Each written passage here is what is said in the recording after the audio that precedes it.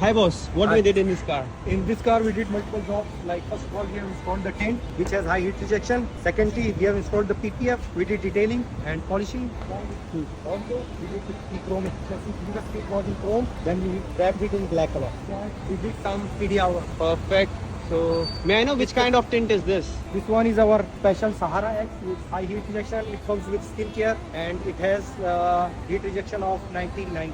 Oh, that's amazing. Yeah, this customer came all the way from Abu Dhabi and because he trusts us and we have a lot of cars, so like you can check, we have Ferrari and Camry 2024. So if you guys have any work related to car, you can contact us. Thank you. Perfect. Thank